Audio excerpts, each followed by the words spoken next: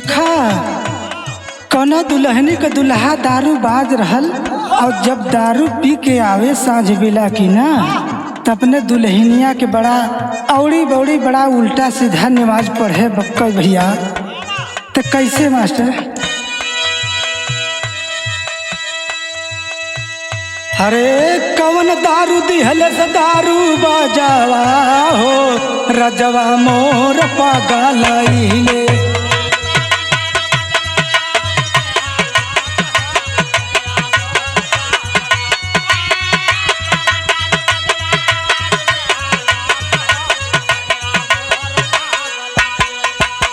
अरे मोर पागलइले हो मोर पागलइले।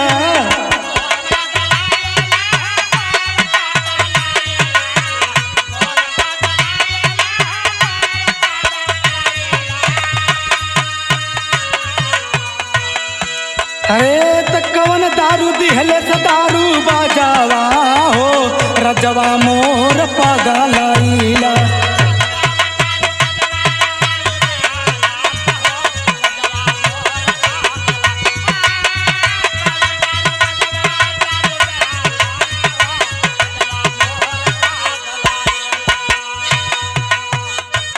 बाकी भाव हरे नित्य कर राम के पूजनिया हो उहे गीता दुलहिनिया।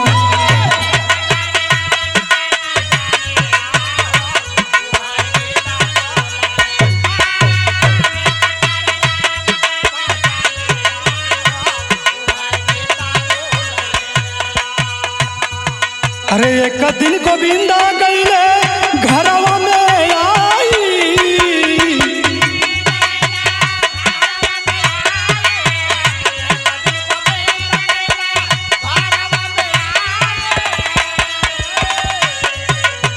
अब पूजवा कराता गईले गीतवा के पाई।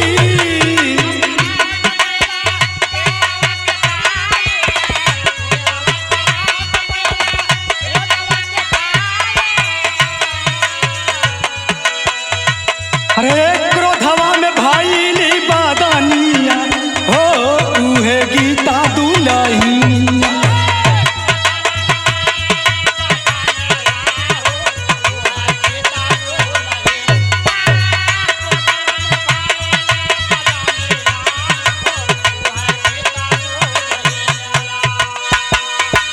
अरे हमारा के संग है भैले तोहरा शादी।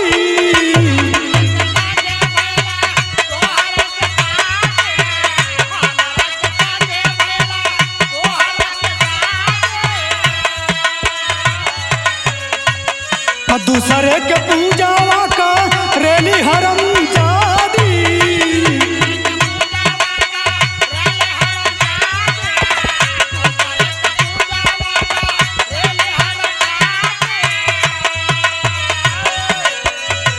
अरे काहे कैलू भारी आना दानिया हो उहे गीता दुलहिनिया।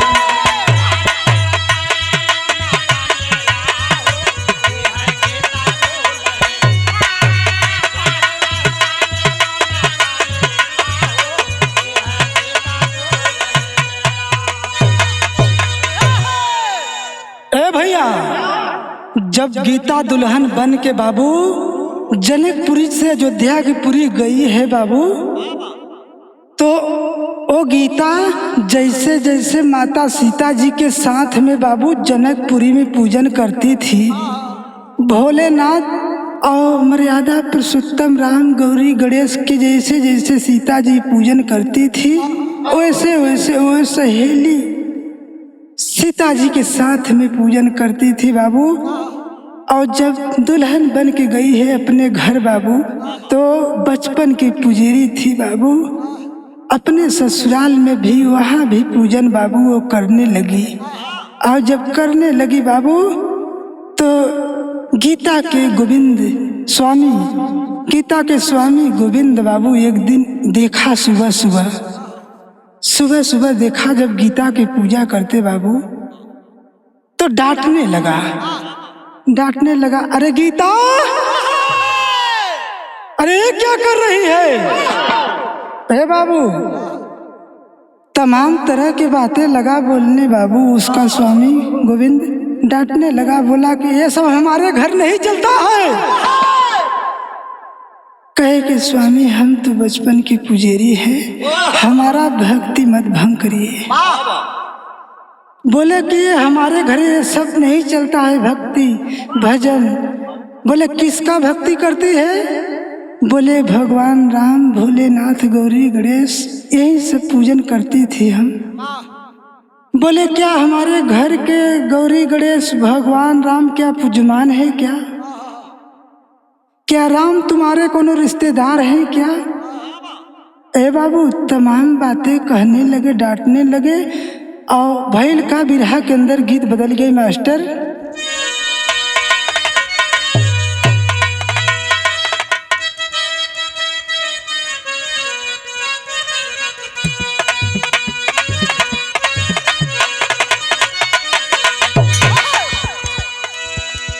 देखे वह गीत हो, कोनो दुल्हन अपने ससुराल से रिसिया के मैके को जात हो।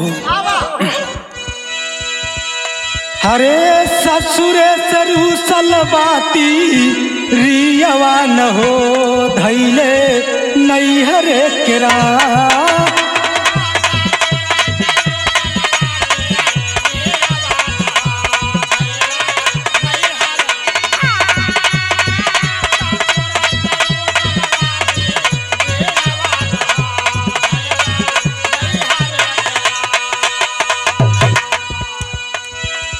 अरे बोली गीत धाई के चारानवा न हो, सुना सजाना हमार।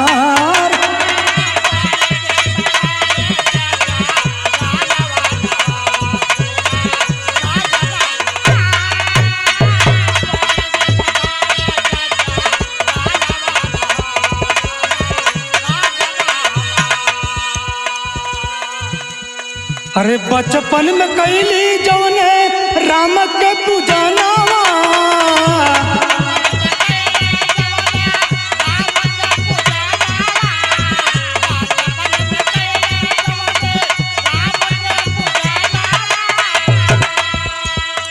और यही से बोली तोहरा जैसन सजानावा।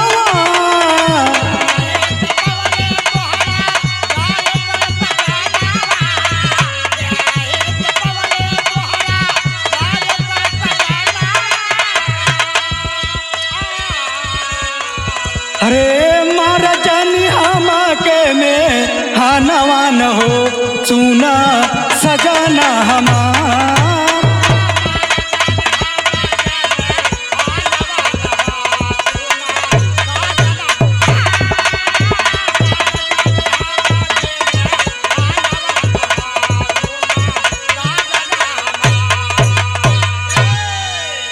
ए बाबू, ओ गीता अपने स्वामी गोविंद का बाबू चरण धह के झरझर झरझर रोए लगल बाबू। कहले कि स्वामी हमरा श्रद्धा भक्ति के मत खंडित करिए, हम बचपन के पुजेरी है स्वामी। यही पूजा पाठ के भाग्य से आपके चरण के दर्शन मिलल है स्वामी। हमरा श्रद्धा के आप मत तोड़िए स्वामी। ए बाबू, और रो रो के कहने लगी, पर ओ बाबू निर्दयी को भक्ति समझ में आया नहीं। लगा डांटने, लगा मारने बाबू, अपमान करने लगा जब बाबू, तब भैल का बिरहा के अंदर तर्ज बदल गए बाबू। अपने माटी के गीत हो माता बहन लोग गावेलिन।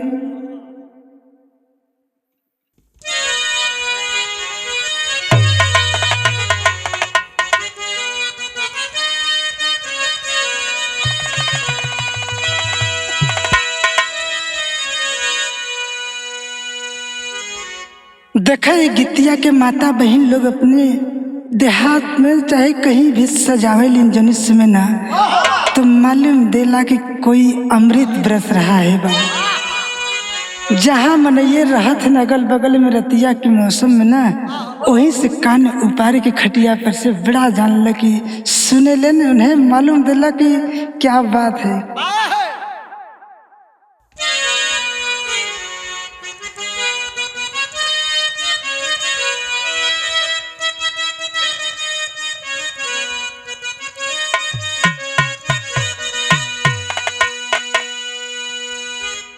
अरे तरे नरी अरवा के बारी,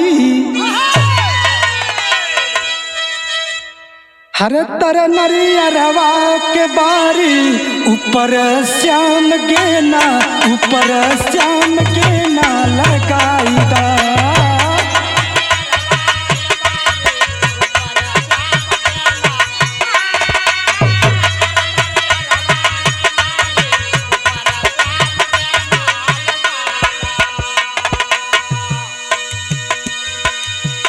बाकी जगह जगह के रिवाज में गावलिन।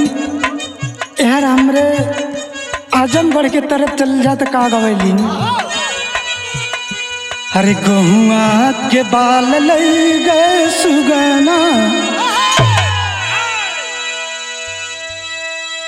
अरे गहुआ के बाल लई गए सुगना, बलमा मोर पूरी के जन खई।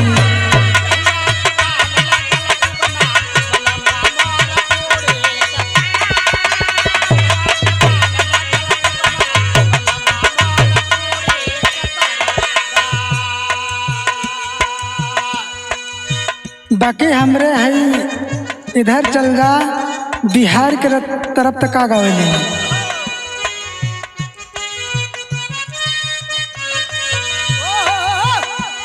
हरे कमर पे परली गड़ारी, हरे कमर पे परली गड़ारी, हमार पिया लैला घोड़ैया।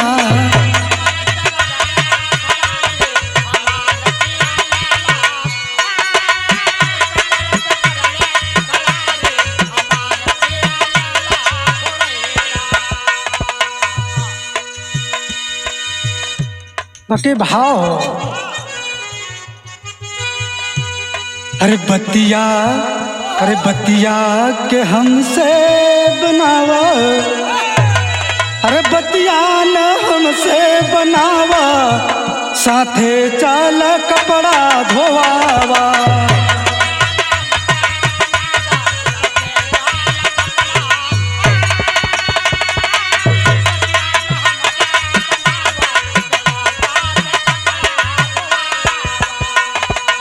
अरे कपड़ा धोवा दिन भर घटवा पे जाई,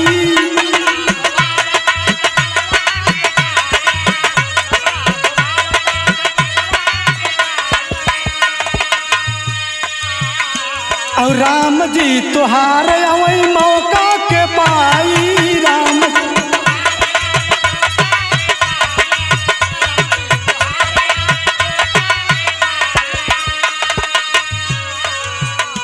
अरे घरवान मौजा उड़ावो, अरे घरवान मौजा उड़ावा, चल साथे कपड़ा धोवावा।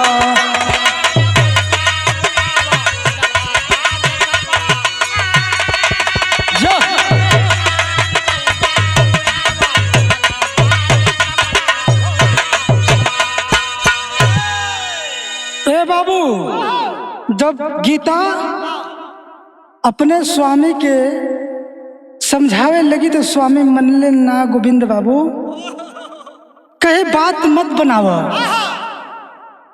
तो हर है राम जी आके पेट पर्दा ना चला दे, है ताके रोटी ना दे दी।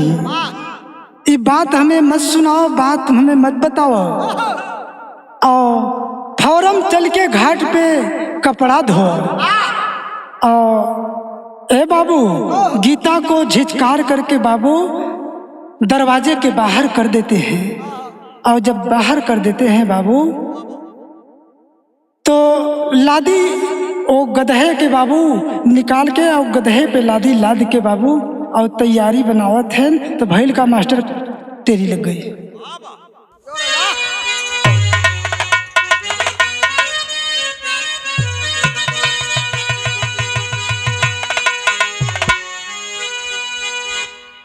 कि हरे मोरे राम भोजनिया लेके अइबै धनिया, कि हरे मोरे राम भोजनिया लेके अइबै धनिया, हरे चले घाट पर कपड़ा हरे धोवै बारी धनिया, अरे हो धनिया।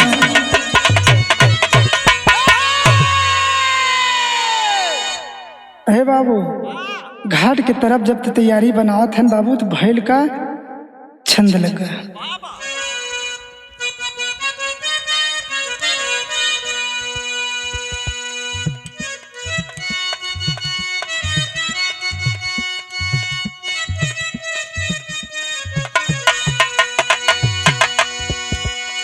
हरे लाद दिहा लादी गदहे पर,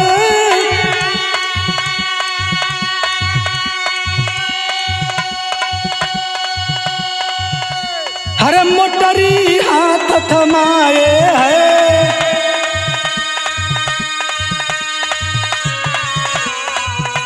और कपड़ा कुल धोई देना प्यारी,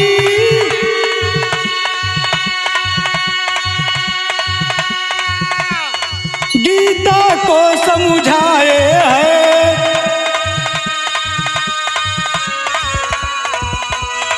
हरे लगी उतारन कपड़ा गीता गदही गर जाई,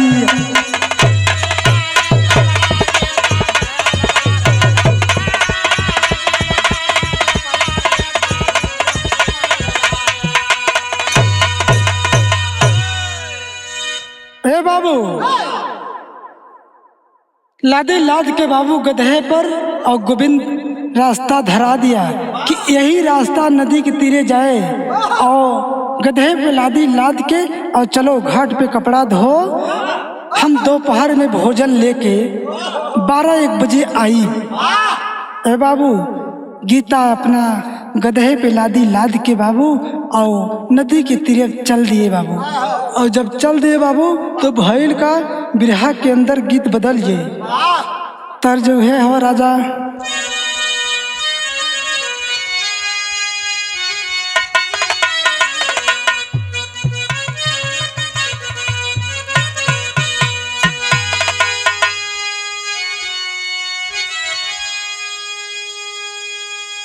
हरे कवने करनवा, हरे कवने करनवा, हरे सहर भागे, तपिया पपी है के बोलिया जहरा लागे,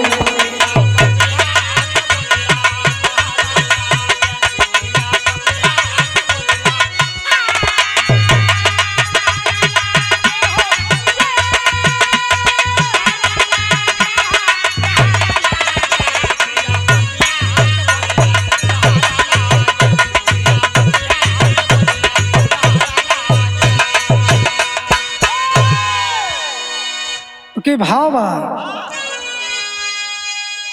हरे काम कामनी के दिल में, हरे काम कामनी के दिल में, हरे जगना लागे, त देखी गदही के गदहा भगन लागे,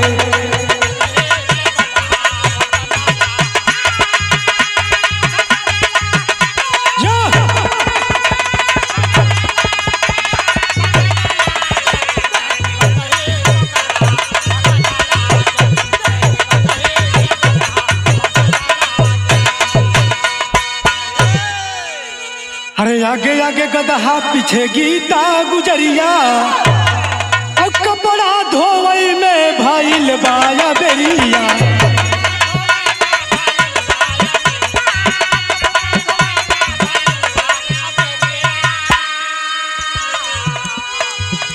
हरत भगता भगती में, हरत भगता भगती में, लागे त देखी गदही के गदहा भगन लागे,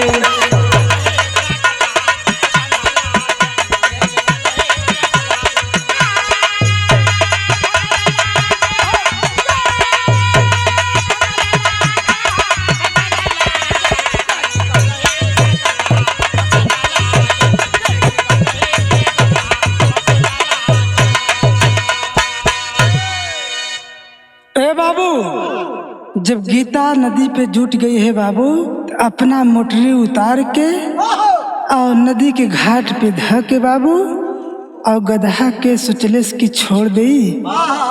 थोड़ा गदहा इधर उधर चर ले, उसका पेट भर जाए, घूम टहर ले। ए बाबू, जब गदहा को छोड़ देले से गीता, तो गदहा घूमत घूमत थोड़ा दूर जब गईल बाबू, तो बगलवे में एक ठे गदही चरत रही। और गदहिया जब गदहवा के देखले से बाबू, तो गदहिया बड़ी जोर से गरजाइल। और जब बड़ी जोर से गरजाइल बाबू, तो गदहवा धीरे धीरे डांक के बाबू गदहिया के पास सूंघत सूंघत जुटल। और जब जुट गया बाबू, तो गदहिया रहिल गरम। और गदहिया रहिल गरम बाबू। और जब गदहा सूंघ ले से हर जब गदही के देखले से गरम बाबू, तो गदहा अपन इधर उधर देख ना डाक के अपन और निशाना जब लगौले से बाबू ना, तो गदहिया एकदम जान लग कि 80-90 वाला एकदम रफ्तार 110 वाला धैली है। और जब रफ्तार धैली है बाबू, तो गदही जब सरपट छोड़ दिले बाबू, गदही भगी जाता और गदहा पछेटे जाता। तो भैल का मास्टर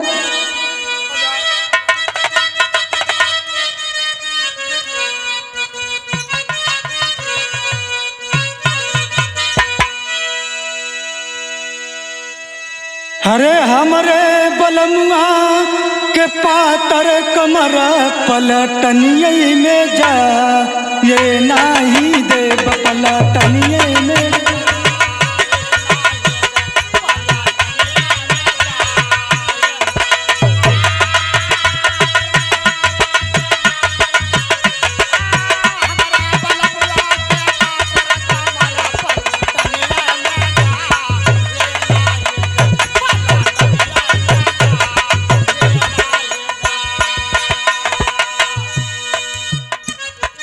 हरे कहे श्री राम हनुमत से बचनिया, जवनिये में जाए नाही दे।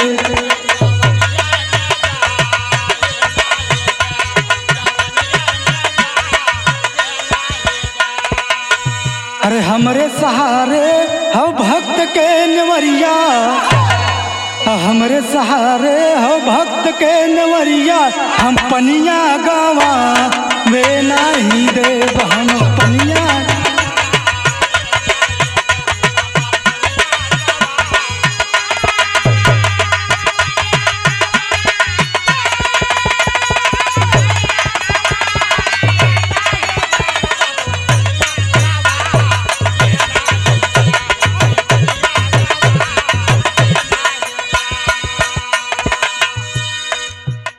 अरे बतिया हमार माना कपिराई, अब बन जा गदहवा कहीं रघुराई।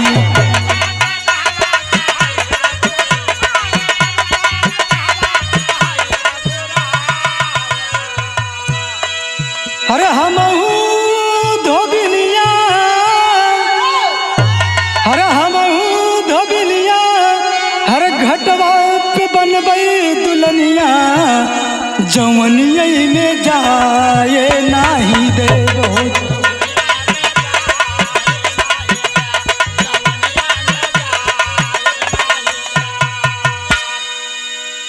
ए बाबू, जब गदहा गदही के पछेट ले बाबू, और जब गदही तन्नी के ठमके तो तहाँ गदहा तुरंत डाक के और चढ़ जाए बाबू।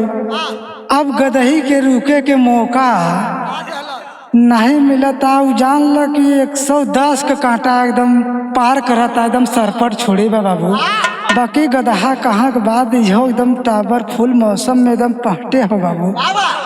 ए बाबू, वो गीता कपड़ा धोना बंद करके बाबू और अपने गधे के देख रेख में बाबू लग गई।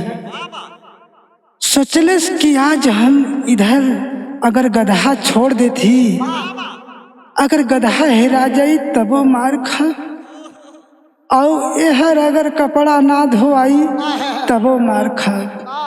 ए बाबू वो दोनों बले से बिचारी अब ससक गई। अब रो रही है पर सोच रही है कि कपड़ा अगर न धोआई तो थोड़ा कम के जने मार खाई, अधिक गदहा हेरा जाई न तो वह मुंगरी बड़ी मार मारी। ए बाबू कपड़ा धोना बंद करके और गधे के देख में बाबू चल दिया गीता। अब गधे के देख रेख में बाबू गीता चल दिया और गीता गधे के पीछे पीछे लगी है और रो रही है, कह रही है कि प्रभु आज हमार कोई सहारा ना हो, भक्ति भजन बचपन से करते हुए लगी रह गई बाबू और आज कोई न सहारा बनी हमारा, आज हम बड़ी मार खाई। ए बाबू जब भक्ति सच्चे दिल से है अगर ना, भगवान कहते हैं कि जो हमारे धाम में तो हम उसके काम में, और जे अपने काम में स्वार्थ में तो हम अपने धाम में। ए बाबू भगवान के पास वो भक्त कर उदन जुटल बाबू, जब मर्यादा पुरुषोत्तम के पास वो भक्त कर उदन जुटल बाबू, तब मर्यादा पुरुषोत्तम राम के बाबू सिंहासन डगमग डगमग डगमग डगमग करे लगल। वो सच्चा भक्त रहल बाबू, उनकी सिंहासन डगमग डगमग जब करने लगी बाबू, मर्यादा पुरुषोत्तम राम अपने दिव्य दृष्टि से जब देख लेन बाबू, तब भक्त बहुत संकट में हो, भक्त एकदम अघोर संकट में हो बाबू। मर्यादा पुरुषोत्तम राम कहलेन का बाबू हनुमान जी के बोलवालेन, और हनुमान जी को बोलवालेन अपने भक्त के सारी स्थिति दिव्य दृष्टि से देखत रहलेन, सब बतौलेन हनुमान जी से। और जब बतौलेन बाबू हनुमान जी से, तो हनुमान जी कहे कि बोले प्रभु अवश्य आज्ञा दे।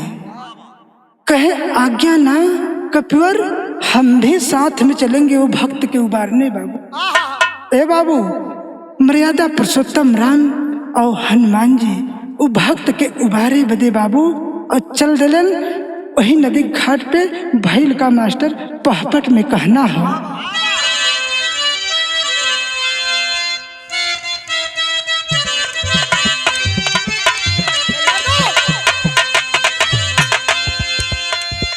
हरे पाली उमर कमर लचकनिया, हरे पाली उमर कमर लचकनिया, गोरिया ही चैन हुई के पनिया, गोरी का झूले झूलनिया ना।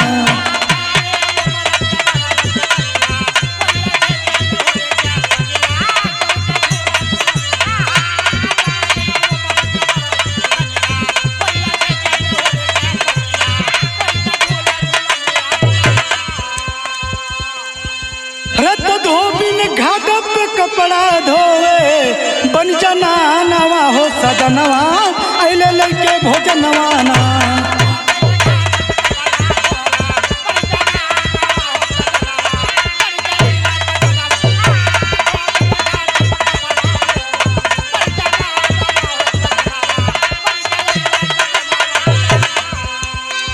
अरे तो लीला कैला लीला धारी, नरस बन करके वह नारी, नरस बन करके वह नारी, कपड़ा धो दे ले ऊ प्यारी, भाई गोविंदा के शंका भारी, बन जाना नवा हो सजनवा, अले लड़के भोजनवा ना।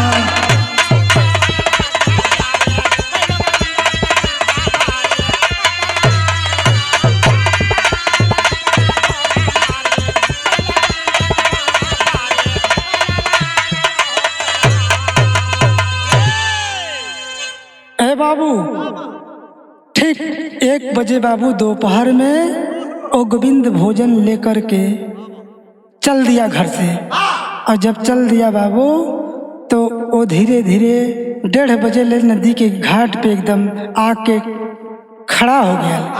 और जब खड़ा हो गया बाबू तो मर्यादा पुरुषोत्तम राम और हनुमान जी ओकरे पहले ही आके बाबू अब कैलन का अपने भक्त के भेष बना के मर्यादा पुरुषोत्तम राम कपड़ा धोए की ड्यूटी पे अपने लग गए भक्त के बाबू। और यार हनुमान जी के कहलन कि तू गदहा बन जा। ए बाबू हर हनुमान जी गदहा बन गए और यहर मर्यादा पुरुषोत्तम राम अपने भक्त का खुद ही कोटा पूरा कर रहे हैं बाबू।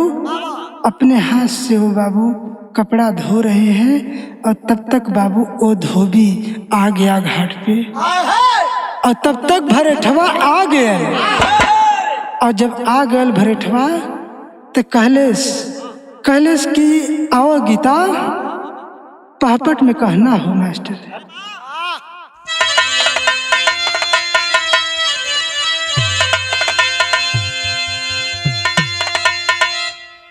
अरे तो देख गोविंद गीता को,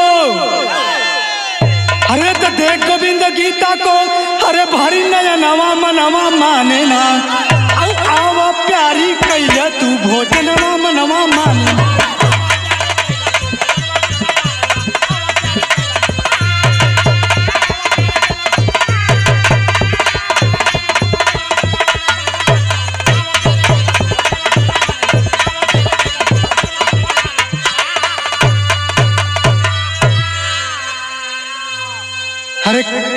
अरे कैले चारों ओर कपड़ा कपड़ा गोविंद किया उठाई हो और हनुमान ऐसा रूपी गदहा और पकड़े तुरंत जाई हो। अरे तो लादी गोविंद तही छनवा मनवा माने ना और दोनों प्राणी चल रही है भावनवा मनवा मान।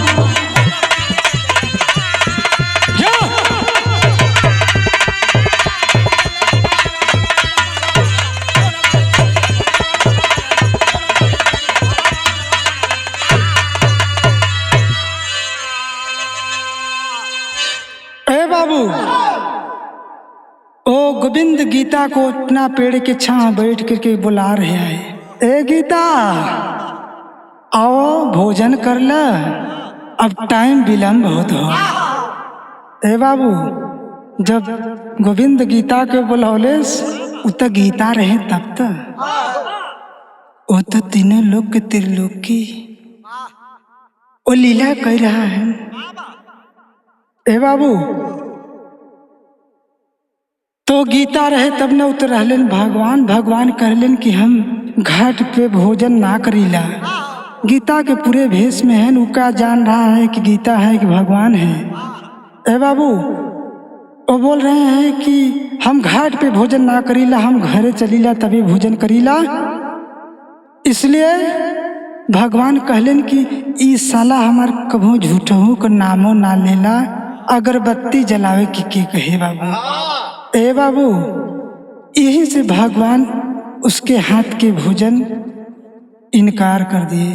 ए बाबू धीरे धीरे दिन ढल गया और अपना मोटरी बांध के बाबू और गांव के तरफ तैयारी कैले से चले बदे तो अलहम प्रमाण हो कुछ।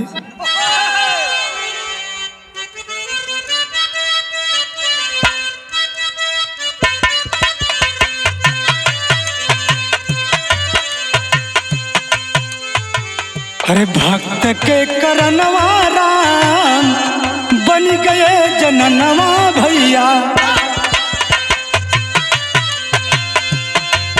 भक्त के करनवा मारी खैलन हनुमान।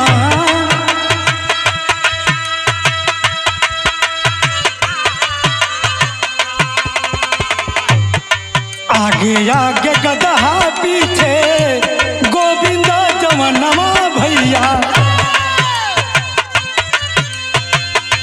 ओकरे पीछे गीता रही चले भगवान।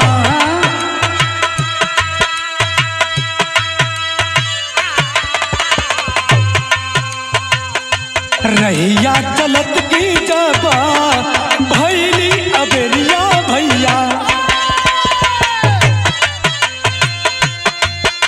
गोविंद कहिया रई में उठल तूफान।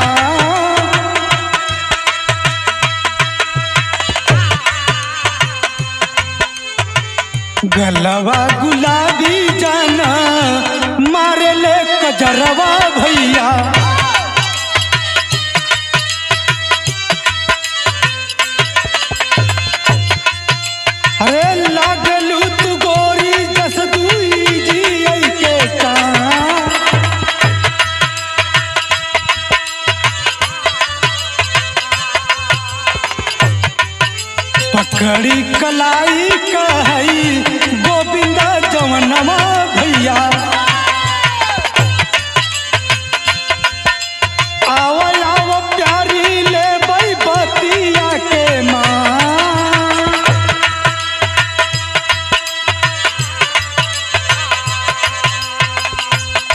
तू हम दुलही हम दुल्हा तोहार भैया।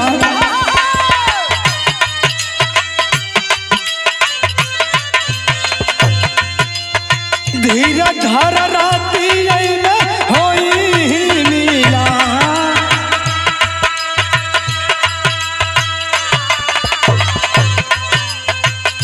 कपड़ा के भार मार, कपड़ा के भार मार कितना उपकर भैया। कभना जिंदगिया में होई उपकार,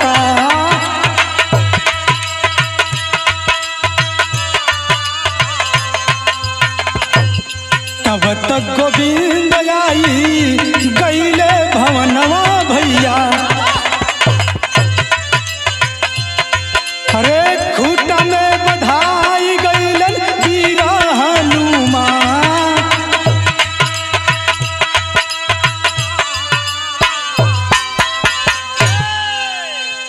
ए भैया धीरे धीरे सूर्य अस्त होते होते बाबू और गोविंद हर गीता के साथ में धीरे धीरे घर आ गए।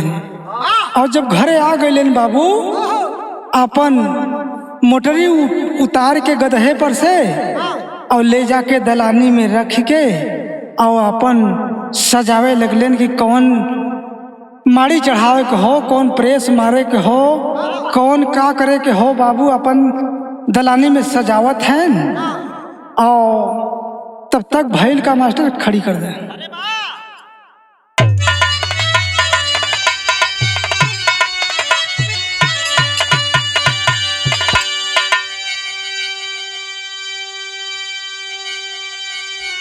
अरे हमके फसवला प्रभु जी, अरे कहवा लिया के सोचे हनुमान जी मुंगरवा के खाए के सोचे हनुमान।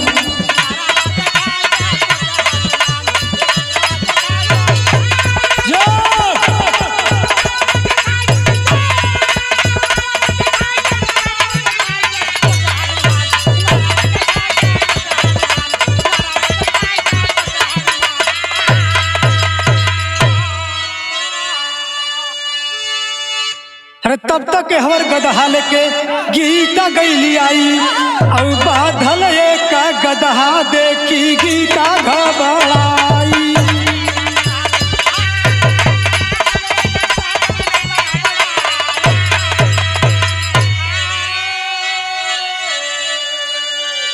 ए बाबू तब तक जो असली गीता रहल बाबू वो धीरे धीरे गदहा लेके और आ गई। और गदहा लेके जब आ गई बाबू और दरवाजे के थोड़ा सा करीब में हो बाबू, तब तक देखत हो कि इतना गदहा दूसर बनल हो। लगता धोबिया गैल गदहा लेके कोनो दूसर औलादी धो के लेके आयल बा, आज बड़ी मार मारी।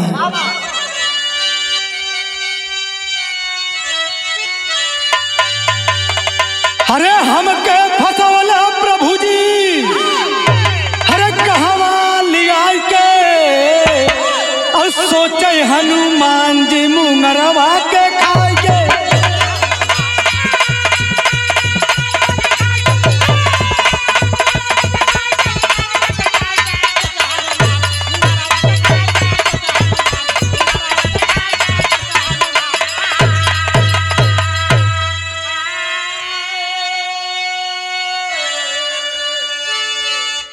ए बाबू लेके जब गधा आ गई गीता दरवाजे पे तो गोविंद घबरा गए। घबरा के अपने घरे वाली गीता के बुलावा था, अरे गीता, अरे आवा आवा तरी देखा ही कौन गीता आ गई। ए बाबू धोबिया के चुंडी खड़ी हो गई। धोबिया के चुंडी खड़ी हो गई बाबू कि ई कौन गीता हो। ओहर तौन गीतो घबरात हो कि धोबिया दूसर गधा लेके आयल हो। आज लगता कि बड़ी मार मारी। ए बाबू जब ऊ गीता के बुलौलन जब सामने भइल तो ई जौन असली गीता रहिल वो गीता के देखत हो तो अपने भक्ति दिव्य दृष्टि से देखत हो बाबू, तो गीता ना बल्कि मर्यादा पुरुषोत्तम राम के दिखात हो रूप बाबू। और गधे की तरफ ताकत हो तो गधा ना बल्कि हनुमान जी दिखाई पड़त है। उसके पास सच्चा ही दिल की भक्ति थी बाबू। ए बाबू, वो गीता कहले ऐसे न मानक प्रभु हम। कहले तब कैसे? गीता कहले कि प्रभु अपने असली रूप के दिखावा रूप धारण कर।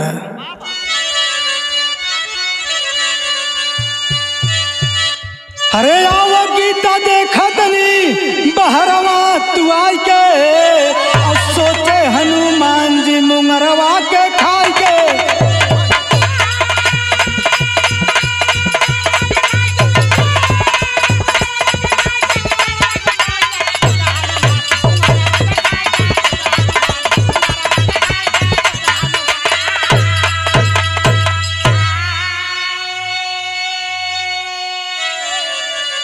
और राम हनुमान असली रूपवा में आई के, और गीता संग गोविंद प्रभु के दर्शन के पाई के।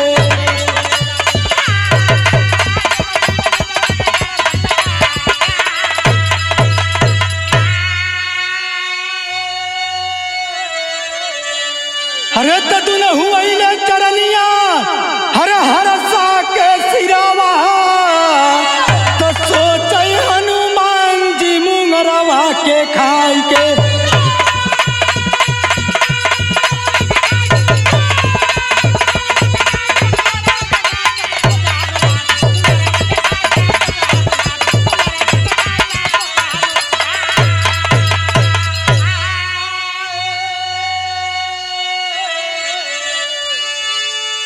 गुरु बिहारी गुरु गणेश गुरु रामलाल मोर पावन, स्वर्ग बसे अमर चंडिका के लागे गीत सुहावन हो।